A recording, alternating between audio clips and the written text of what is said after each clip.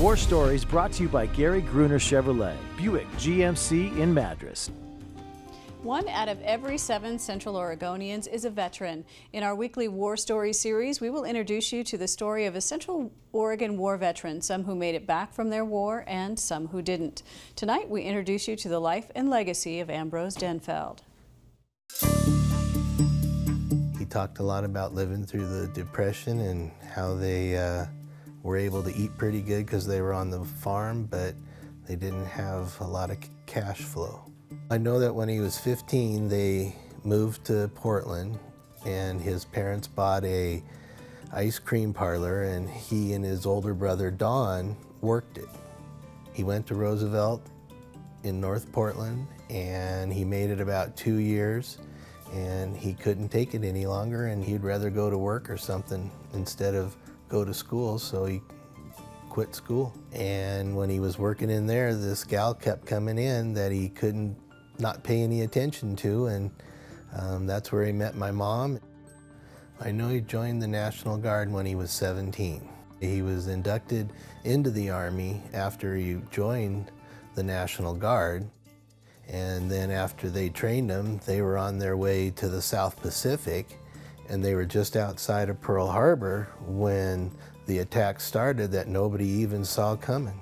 We radioed for clearance, and they said, "Get the hell out of here."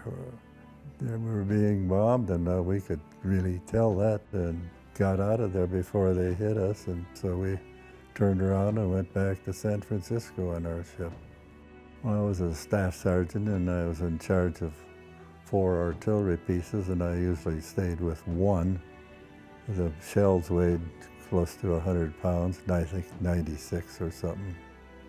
So it took 2 men on a cradle to carry him up to the bridge. After he got back from a couple trips to the war, he decided it was time to get married.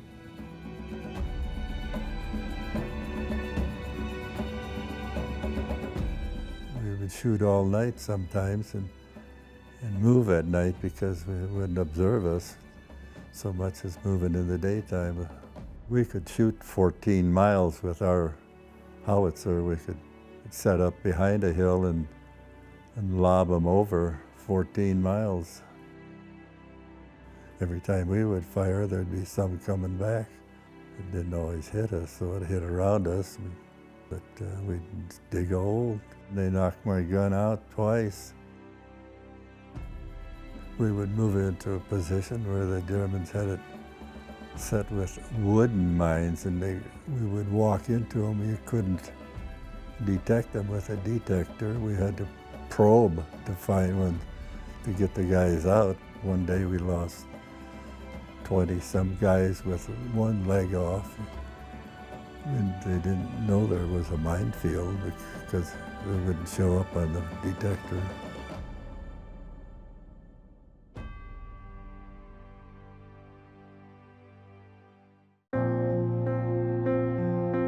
We had 6 children.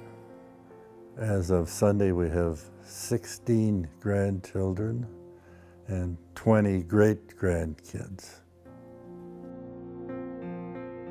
We were just married 73 years before she got cancer and passed away.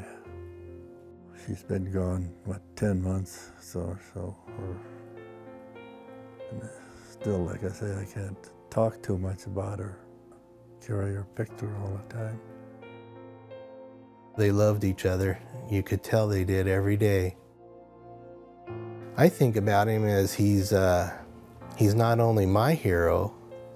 As I get out and about with him and people congratulate him or thank him for his service, I realize he's America's hero.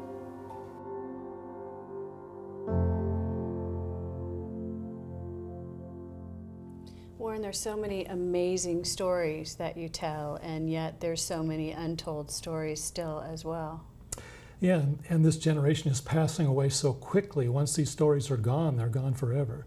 So I was very fortunate to talk to Am before he passed away just a week ago Friday. Absolutely.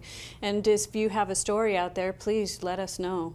Our condolences to the Denfeld family, and we appreciate the chance to remind viewers of his service. We'd like to thank Gary Gruner Chevrolet Buick GMC for sponsoring War Stories and giving us the time and resources to tell the stories of Central Oregon war veterans every Monday night and Tuesday afternoon on Central Oregon Daily. We'll be right back.